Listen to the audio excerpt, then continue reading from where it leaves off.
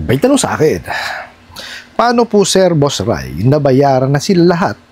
Matatanggal po ba sa CIC ang record natin? Orit, napakagandang mensahe po nito, pero bago ho natin sasagutin, imbitahan ko muna sana kayo na pakisuportahan po sana ng aking mga social media accounts sa YouTube, Facebook, and TikTok. Dito po sa video natin, aalamin po natin kung matatanggal ba yung ating record sa CIC pagka nabayaran na po natin yung mga bugok at abusadong online lending apps na yan. Pero bago ho yan, disclaimer po muna, hindi po ako abogado.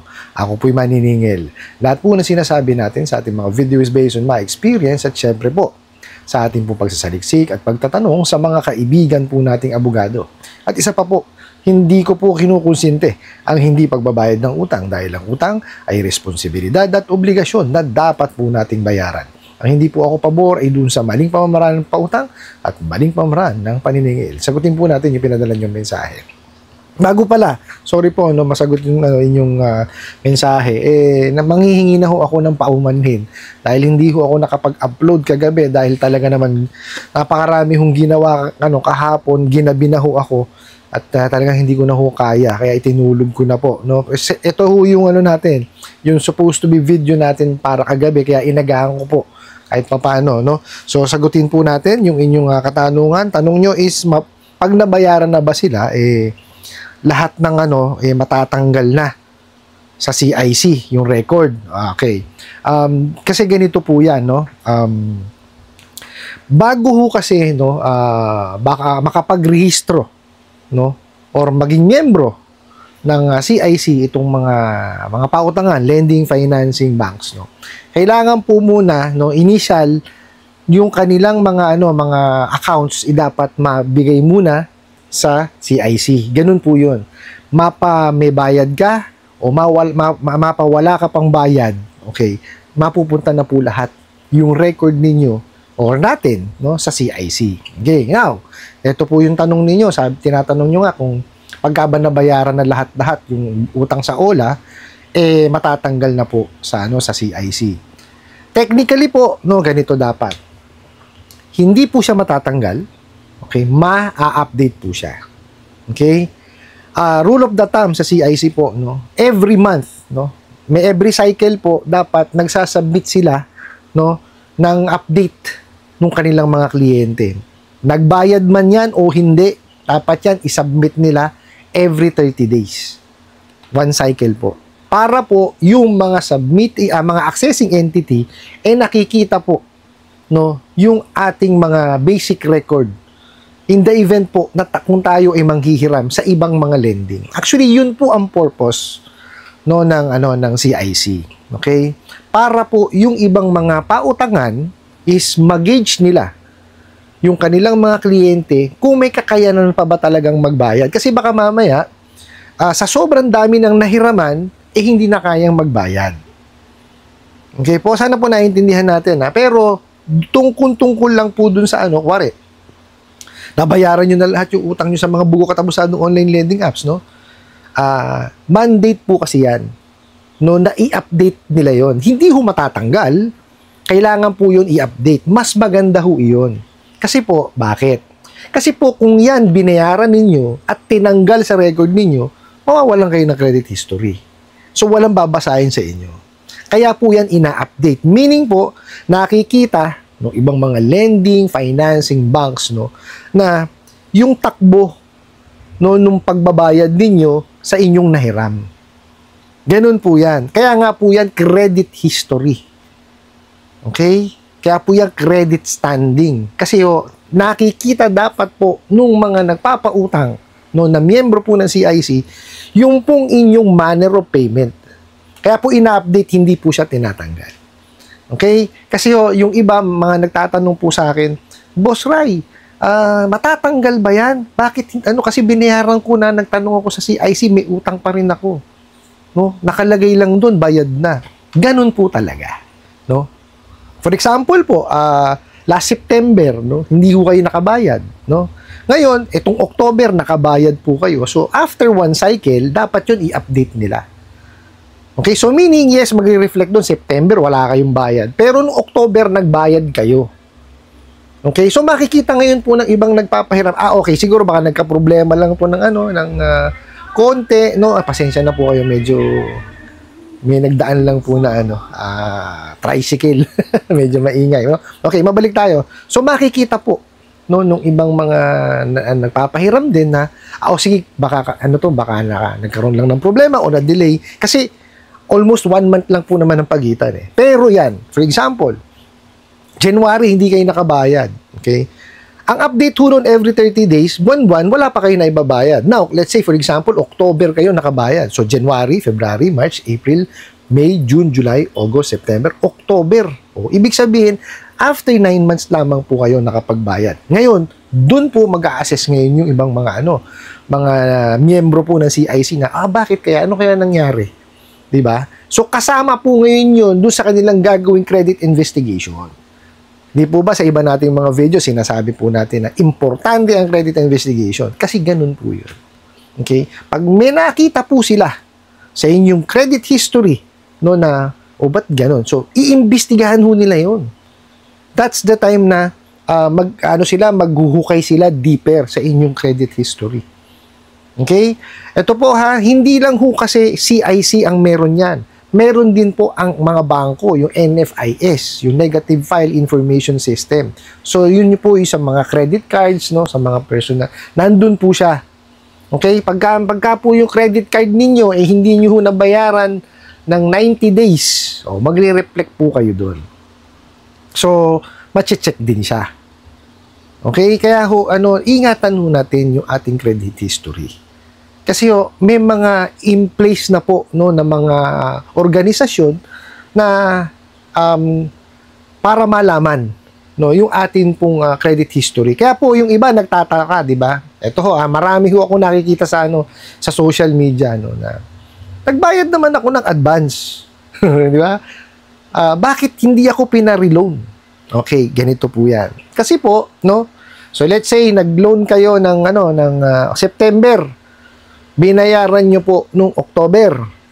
Nanghihiram din kayo nung October, di kayo pahiram. Kasi po, yung span po in between nung dinisburse yan hanggang doon sa nagbayad kayo, baka mamaya may nahiraman pa kayong iba.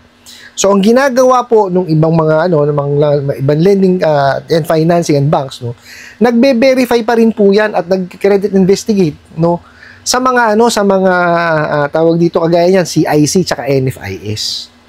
Kasi nga po, 'di ba, may cycle na na 1 month na cycle. 'Di ba? After 1 month kasi i-update po 'yan. So nakikita po nila, okay. Within yung span na 'yon, let's say September 1 hanggang October 1, mayroon ka pa palang nahiraman. So kukumputin ngayon nila 'yon doon sa binigay mo na na nare-receive mong salary or income. Diba? Kung hindi naaabot, ay talagang hindi na kayo pahihiramin. Kayo din lang po ang iniisip. Yan yung sinasabi ko sa inyo na kung bakit importante po ang credit investigation. Kasi yung kapakanan po nating nanghihiram, no, ang tinitignan po nitong mga nagpapautang. Okay? Kaya importante yan. Itong mga bugok at abusado online lending apps na to, naku po, walang ginagawang credit investigation, shotgun approach. Nga po pala, ito importante itong malaman po ninyo. Kasi po, may mga bugok nga, abusadong online lending apps, baka mamaya yan, kahit sabihin natin na na submitting entity yan ng CIC, kung binayaran nyo na, baka mamaya hindi na-update. Kaya importante po na yung inyong proof of payment itinatabi po ninyo. Okay, para po kasi kung kailanganin nyo, let's say for example, nanghiram kayo sa bangko, sinabi ng bangko na, meron ka palang tawag dito, hindi pa nababayaran. May present ka. Diba? Ito po, bayad po yan, Baka hindi lang po nila in-update. Now, that's the time na po pwede ka ngayon mag-contest kay CIC para yon ipaayos niya doon sa lending or financing na nahiraman mo, or in our case, yung mga bugok at abusadong online lending apps. Ito, sasabihin ko sa inyo, mga bugok nga yan. Kung yung paniningil hindi nila magawa ng maayos, baka lalo na yan yung pag-update po ng ating mga basic information sa CIC. Kaya importante kung tayo magbabayad, itatabi po natin yung ating napagbayaran. No, ingatan po natin yung ating credit history kasi hindi lang naman ho tayo isang beses, dalawang beses manghihiram. Okay? Lagi ho natin tatandaan, dumarating po tayo sa panahon ng kagipitan. Ngayon, baka mamaya, pag dumating yung panahon na yon, okay, at meron na pala tayong hindi na mga nabayaran, hindi na tayo makahiram. Kaya iingatan po natin. Ako ho, aaminin ko sa inyo, dumating ho ako sa punto nung kabataan ko na meron ako hindi nabayarang credit card. Buti na lamang po, may mga tao, no, na nagmamalasakit po sa akin na ako ay tinuruan, no, o tawagan mo si ganito, si bangko, makipag-ugnayan ka, no, para mabayaran mo siya o pa-restructure mo siya. So pina-restructure ko po siya, no. After ma-restructure 'yun, no, binayaran ko siya on a span of I think 3 years ko binayaran. Pero hindi ho ibig sabihin nung natapos ko siya, bibigyan na ulit ako ng credit card o papahiramin na ulit sa ano ng personal loan. Hindi po.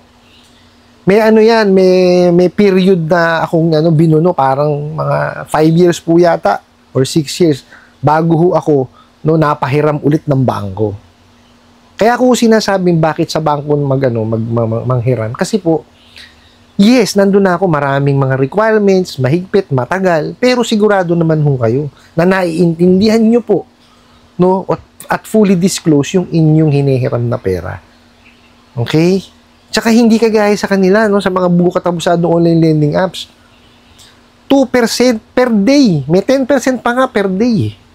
Di po ba sa mga bangko ho, minsan less than 1%, 1%, 2%, 3%, depende po sa produkto na inyong hihiramin. Okay? Kaya ho ako, lagi ko sinasuggest sa bangko, even though ako po ang pinagtatrabahuan ko po lending, pero syempre, ako kung saan ako kumbinyente at saan sa tingin ko ako kumbaga maibibigay ko yung yung mas magandang suggestion na at hindi kayo mapapahamak, doon talaga kayo sa bangko kasi sila ho talaga maibibigay nila sa mas pinakamababang interest rate. Sabi nga ho sa inyo, may 0.45 pa nga dyan, 0.43, 0.78, may 1%, depende ho sa produkto. Lalo ho pagka may mga credit cards kayo, may pa-promo sila na yung convert to cash. Kaya iingatan nyo po yung credit card ninyo. Pagka meron kayong nahiram dyan, wari, nag-purchase kayo, bayaran nyo ho kagad. Huwag ho kayong magbabayad ng minimum payment, wala akong mangyayari dun. May record pa kayo na nagbabayad lang yan ng minimum. Wala naman ng problema siguro kung mga one time lang kayo minimum payment kasi dumaan yung kagipitan. Pero lagi nyo pong religiously bayaran yan. Kasi ginagamit nyo naman Malaking bagay ho. Kasi pag lumaki yung yung credit limit nyo, may kakilala ho ako. Ang credit nagsimula yung kanyang credit card, alam ko, nasa 50 lang ngayon, nasa 800,000 na. Biruin nyo na, cash advance niya doon, 700,000. Oh. No questions asked yun. Talagang pwede i-convert yun. So, kaya ingatan nyo po pagka kayo nakapag-transact na sa bangko. Kasi napakalaking tulong po, sasabihin ko sa inyo. No? Mas kumbaga, i-shift nyo na yung inyong from online lending apps, bumunta kayo sa bangko. No, kasi iba ho talaga yung serbisyo ng bangko. Talagang mararamdaman nyo naman ho 'Di ba? Pag pakikipag-usap pa lang mararamdaman nyo ibang-iba, professional na professional po yung sa mga bangko. Dito sa mga buo katabusadong online lending apps, puro balagbag kausap yan I hope nasagot ko po itong katanungan na to at sana po'y makatulong. Maraming salamat po sa inyong walang sawang pagsuporta at panonood sa aking mga video. Maraming salamat po sa inyong pag-like, pag-share, pag-comment at pagtatanong. And kunin ko na rin po itong opportunity na imbitahan po sana kayo na pakisuportahan po sana aking mga social media accounts sa YouTube, Facebook, and TikTok. Hanggang sa muli po. Yun lang.